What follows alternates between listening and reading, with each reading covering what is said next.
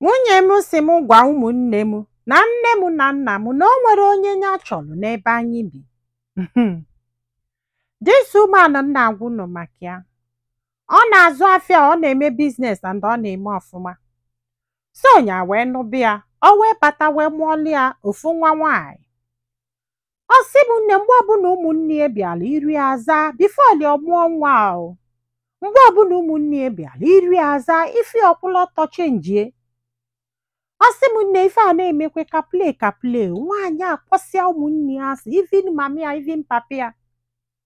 Ya na-asị a kedu ihe ọwụ, ọ sị anya gwa ụmụnne na fa abịazi n'ebe a. Ọ sị m ihe a na-eme na ọ bụrụkwa na fa bi very far from ebe ha bi ịghọta kịta kama na fa nwa bi ebe ka meghele emeghe kalie ebe mami ya na ụmụnne bi.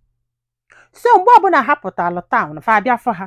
Ihe a na-ewe nwaanyị nwaanyị ebidokwa ọ bụrụ na nwanne ya nwoke bịa n'abalị, ọ bụrụ na nwunye nọ na kichin na-esi nri ma ọ ka na-akwado isi nri, ọ pakụọ ite naba. Ọ bụrụ na nwanne ya nwoke bịara mgbe falisigolu nri ụtụtụ na ọma nsi nri ọjawala. Na o nwere nwanne ya nwoke bịa nọ na 3 days nwunye ya siri nri ọ na-eli mama put. Ya jesie bata ya eduru nwanne ya nwoke jelie nri. Ya lisie ụtụtụ ya apụnye nye ego gwa ebe ọ ga-ejeli nri. Nke nwanne ya nwaanyị bụzi nke gbalị anwụ. O si ya na ya chọrọzi ịfụ nwanne ya nwaanyị ahịa na ya chọrọzi. Ọ sị m nne n'ike gwụkwala ya ọkwa ihe a bụ ihe na-ese okwu nothing more. Ya wesị a na-agha akụ mitin, ọ sị na o nweke n'ebe ndị be ha na-abịa na-ekwugo na ya chọrọ anybody and na ndị be fa adị abịa ikpe hia. Ịsaida ihe ya kwuru ịghọta na ma ọ bụ nsogbu n'ụwa kontinu. O bido na-akwụ ụmụnne ya agụụ, na-akwụ onye ọbụla bịalụbi ya agụụ. Ya wee gwa mami ya na papia, mami ya na papia wee sị ya mba na nke a ama mme na dịsị ụmụana ama mbịa vọsasịa be ha ebe be ha dụbụ mma. Ọ bịazie be ha nwaanyị aka nụrụ mụrụ ofu nwa nwaanyị, ọ bịa ọ na-enye ha ọda ịghọta kịta. Ya welu na ya ga-akpụpụ ya kọt wee yie nye egwu ka amalụ ma ọ ga-akwụsị like na ya ma nnozi na ya ga-ewepụ okwu kọt. Ọ sị m ya wee gwa dịsị ụmụana, ọ sị ya na ya chọrọ ịma ma ọ na-enye ya nri bifo wee nụbịa.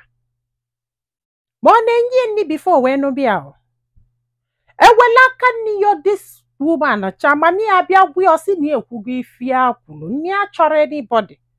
Nwoke si m ka play nye ewepụkwa okwu kọt.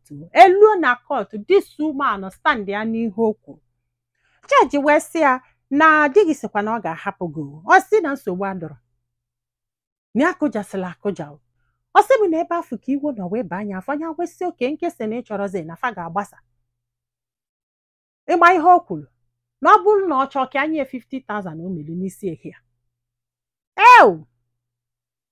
Ike gwụrụ. Unu ama ife na-atọ m amụ bụ na this guy sị na mgbe a chọrọ ịnụ nwaanyị ndị a chọrọ nwaanyị nwere ife ọ na-eme. A woman that will bring something na tebụl ọ bụghị ya tago. Ya chọrọ nwaanyị ga-agbala aka bịa na ya nwere ife ọ na-abring gị na tebụl. Anya bụ ife na-atọ m ọchị. Ime ife o ji atọ m ọchị bụ na enwere ike wepụta ofuke nọnsensị na-akọghelie. Ụfọdụ ndị mmadụ eteke enye siriọs che na ife a na-ekwu nwere isi ma fecheni eche. Nke afọ abụrụ nsogbu ụmụnne m, ime ife bụ nsogbu. Nwaanyị ọbụla ịchọrọ ka ọ na-eweta ife na tebụl mee ka sure na gị nwa ga-anọ under the table ma ọ bụ na aka esiri gị ike. Oh yes, ọ bụrụ na aka esiri gị ike, not aka esiri gị ike, na ọ bụ na aka esiri gị ike double nke nwaanyị na-eweta. Mee ka sure na ego practice etu ị ga-esi wee nọ under the table. Ọ bụrụ sọsọ na nwaanyị afọ ga-ewelu life ya tinye n'aka nwa ọ ga-amụrụ gị nya before nwaanyị amụọ nwa ọ nọ n'etiti ọnwụ na ndụ. Ịsaida nyanwa ma ọ bụ nwa ọfana abụ apụta free. O wee bịa wee na-etinye onwe ụmụ na-abụ ụmụ ịtọ. Ị na-ajụ ya ife ọ na-eweta na tebụl. Ọ na-abụ nwoke kpata ego chọba nwaanyị malụ mma dị oke asa odogwu ya na ya na-abọ ga-eli ya bụ ego. Mana ọ na-abụ nwaanyị akpata ego chọba pawa. Ife ọ na-achọ bụ ikike. Ti ga-ewe kpasịa gị i wee zuzuru wee solu ọ dị bring on the table wee jee nụọ nwaanyị nọ mgba na-eme ọfụma o wee bata o iwe na-emekwa expect ka o respect be gị ka eme a maka na ị na-emezi gịnị weto maka na ị na-akpata ego wanyị na nwaanyị afọ ga-abịa mụọlụ gị nwa o sie nri ficha ụlọ gbogo gbede kpatakwanya bụ ego ọ bụrụ na ọ kpatakwa onye bụ ego kedu ife ị na-emezi achọrọ m ime ife ị na-emezi asema only 5% ga na-akpata ego na-respect gị asema 5%. So na ọ bụrụkwa na ị na-achọ nwaanyị ga-eweta ive n'elu tebụl o wee bụrụ na aka esiri gị ike o aka esiri gị ka bụrụkwa ka gị dị ya na-abụ na-eweta ịkwọ mba o maka gịnị ya na-eweta ịkwọ mkpali dị ya ọ na-eweta karịa gị mfat ọ ga-anyụ gị nsị n'isi o kedu ife iche na-ese n'obodo oyibo ife na-eselu nwoke na nwaanyị n'obodo oyibo bụ nwaanyị bịara kpataba ego ịbịakwa ị na-eche ka ọ na-enye gị respect as a man. Your name is sorry. Onya nwa mmelu a na-agbasala everywhere maka na obodo oyibo a na-alụ ọlụ equal and that's why ndị ọcha ejiri respect diva and that's why everything ji wee wulu equal. Ị na-asa afele nwaanyị na-asa afele ị na-egbogo nwaanyị na-egbada imesizie bịasị a na ịbụ nwoke nya respect ya gị maka culture. Why na gị nwa hapụlụ that culture si na ị ga na-akpata ego as a man to take care of your family na-achọzi ka nwaanyị akpatawakwu ego afọ maka na ị na-achọ ife ọ ga-eweta na tebụl. Asịrị m na ụmụ nwaanyị ekwesịrị ịlụ ọlụ mba ụmụ nwaanyị kwesịrị ịlụ ọlụ mana ọlụ fa na-alụ bụ to help you take care of themselves, to be ready for anything, to support you when you need it. Do you understand? Ka ọ ghara ị na-esogili gị na-anaghị ego ka ọ ghara ịdị totally dependent on you.